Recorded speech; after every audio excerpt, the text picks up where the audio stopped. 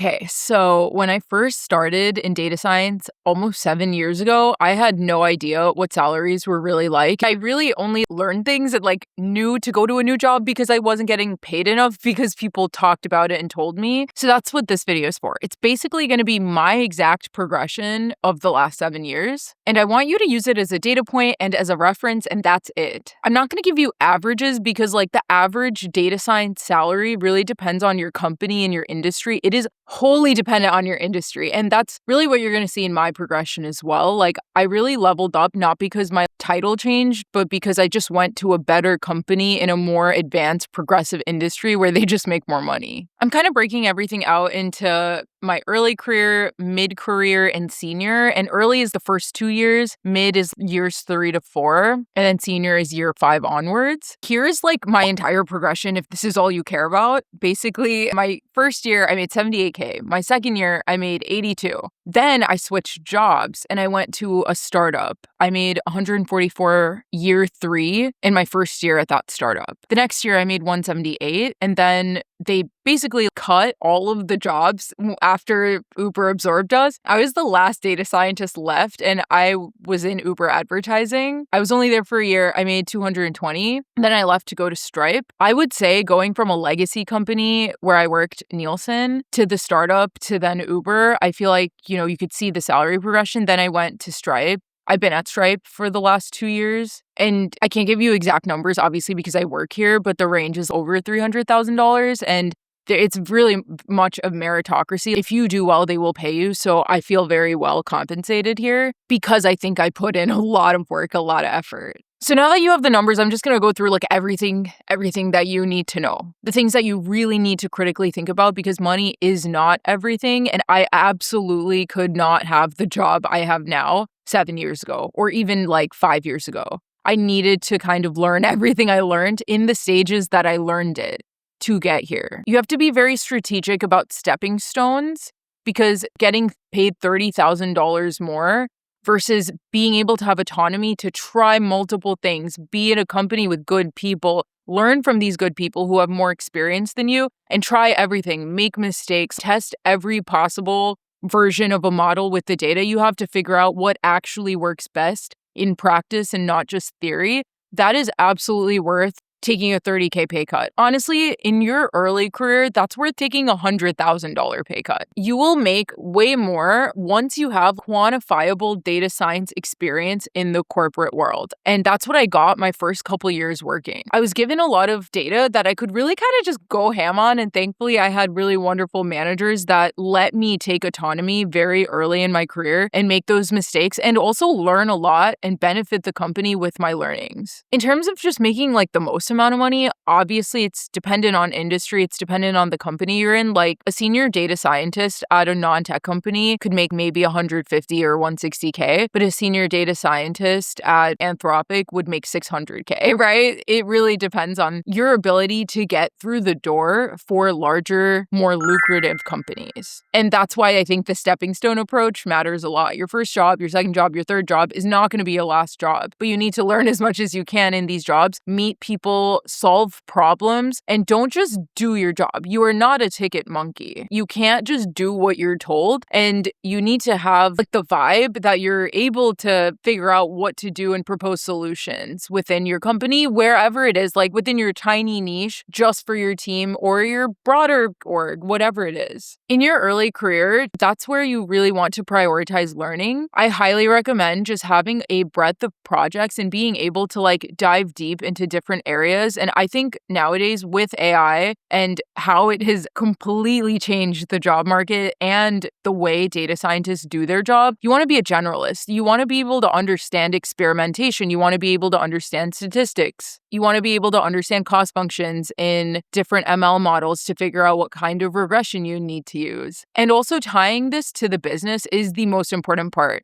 the more senior I got, it wasn't the fancier models, but a lot of like my time as a senior data scientist, like making the most amount of money I've ever made, I did use a lot of SQL, and I wasn't doing the fanciest things for the first year at Stripe. You need to just kind of figure out like what is important to the business and how can I get there. And if you find a small bug in the code that saves like hundreds and thousands of dollars, like that is more important than having a fancy ML model that isn't doing much. The main like key theme that you're going to get like through all my videos and this video is that you need to come up with solutions. You need to think about the company holistically. Like, for example, you need to know what other teams are doing. I'm in the payment space at Stripe, so I need to think about like what other teams within the risk domain are doing, not just what my team is doing, but what credit is doing and fraud is doing, and like see what's going on and try to build a complete picture of how can we all work together? What kind of models can I build that may have been validated already by other teams? What can I learn from these people that are so experienced, come from amazing companies? And the biggest tip I have for you is that if you are interested and you're looking at everything, coming up with solutions that you've validated and provided evidence for and said, hey,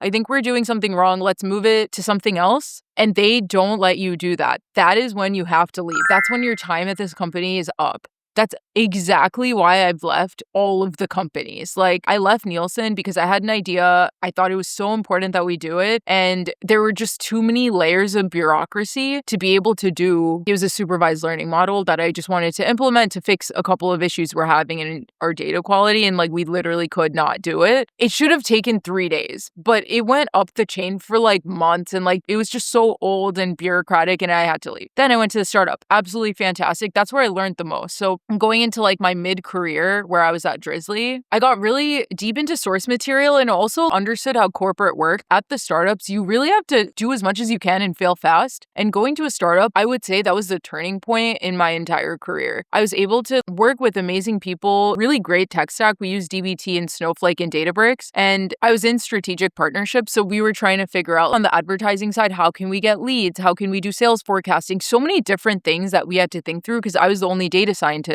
working on strategic partnerships. So I built out a couple of causal inference models, sales forecasting, so many different things that were used in the company because we literally had no one else. Like, they had to use what I was giving them. And honestly, like, the money was great. Like, it was literally like almost double what I made previously. But I think what was really so much better was the autonomy I had and the relationship I had with my manager, where we really just partnered and paired on things and built stuff quickly, presented it to other teams. And if they were down, like, we're golden. We're just gonna like deploy things. I feel very lucky that I've really had like the opportunity to learn and make mistakes. Like, as I was working, like through my early career and mid-career, I was given all of this opportunity to work on very interesting business problems. If for some reason you're not able to just get this in your current job, like there's so many routes you can go. Like, you could be a data analyst or even doing some data adjacent job like a business analyst and like learn a lot of things on the side as well. It doesn't have to just be through your job the way it was for me. So if you need like the right resources to like be able to practice on data that you may not have access to in your company, this is where the sponsor of our video comes in. I am super pumped that DataCamp is sponsoring this video. I have been talking about them for so long. Sometimes you don't have the opportunity in your job, but you need to be able to know certain things to get the next job. I never worked on experimentation, for example, so I would use DataCamp to like try to bolster up like my stats, experimentation skills, and understand like all of the different routes of what it takes to get an experiment together, all of the different hypotheses, validation, what are common pitfalls of an experiment, things like that. It's really good to be able to like hands-on learn. I think that is what's kind of missing in like this day and age where people are just like trying to get a job but have like no experience to be able to get that job. And I think learning on an interactive platform is pretty fantastic, where you learn how to code, but you also learn how to use like the data and the business applications of that data in different contexts. If you're in that early to mid career, I think their associate data science track is fantastic because it really goes through building all of your core skills from Python to SQL, stats, even going through machine learning and the intros to deep learning, being able to like get everything holistically. Like, if you're really like, hey, I just need to start and build a strong foundation, this is what I would recommend because I've used a lot of these courses. And I think having someone tell you the order of operations, it makes things so much easier. If you are interested in trying out DataCamp, definitely check out the links in my description if you want to support the channel. But these kinds of resources and just thinking about like learning the right way and expanding what you know and becoming a generalist and understanding the breadth of problems in data science is very important for your early to mid career. Now let's go on to later career. So when I joined Uber, I didn't like want to necessarily join Uber, right? It's just that we were acquired and everyone else was basically laid off and I had nobody and I was put in Uber. And it was about the same amount of money. It started at 190 and by the time I left, it was like 220 because of stock appreciation, but I left like a year into it. I think a big thing that I want to highlight that maybe I haven't highlighted yet is that when you go to a tech company, your salary is going to be based on your base salary, your bonus, and your stock. And stock is really where everything adds up. You could be a senior making $600K, but your base is still likely going to be around $250 to $300K. Like bases don't go super high no matter how further along you are in your career. It generally tapers, but you get a lot of stock options. And if you're at a company that you really believe in, because you want to work to make the company better, to then increase the valuation because you're important enough to be able to influence like the direction of your organization, which then influences the way the company thinks about things. And then eventually the valuation of the company, right? I think once you're more in your senior career, this is where improving larger company processes and working autonomously is very important. Like once you're a senior, no one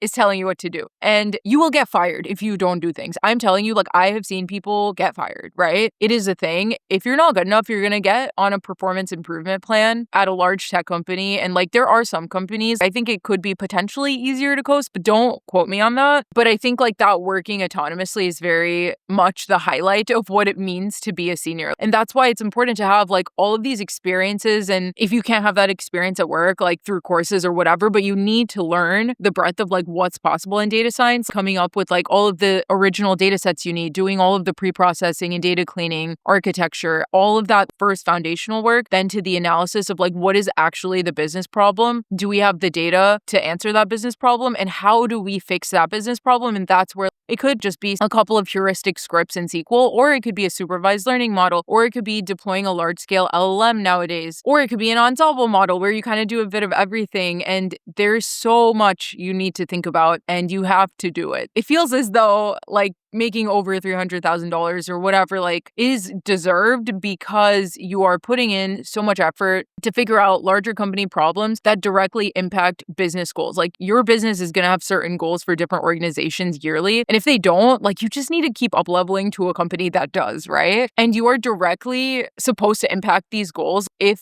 your goal is to like save X amount of money and you don't, you will not have this job anymore. So that's really what I will say about like going into the senior territory. You could make as a senior anywhere between like, 300K to like 700 or 800, depending on how much stock you have when you joined, how the stock is vested. Stock is really where all of the extra money starts to come from at these levels. And those are your incentives to continue to do better. And hopefully you're at a place that is like a meritocracy, because thankfully I feel like I have been at meritocracies. Even in my like mid-career, I started at like the 144 and I got like a $26,000 bump 3 months into my job because they were like, you're doing great. And obviously that can't happen at larger companies, but I was at a startup. So at a startup, for example, there's no HR giving you strict guidelines of this is the exact salary that you have to give someone. And I think there are benefits of kind of trying multiple different things out throughout your career that help you monetarily, but also learning. But beyond this, you really just need to start thinking about shaping the direction of the company. I'm not a staff data scientist, but that's really what a staff kind of has to do. It's much larger scale. And you're not thinking about the day-to-day like deployment of a specific model. You're thinking about how can I change the direction at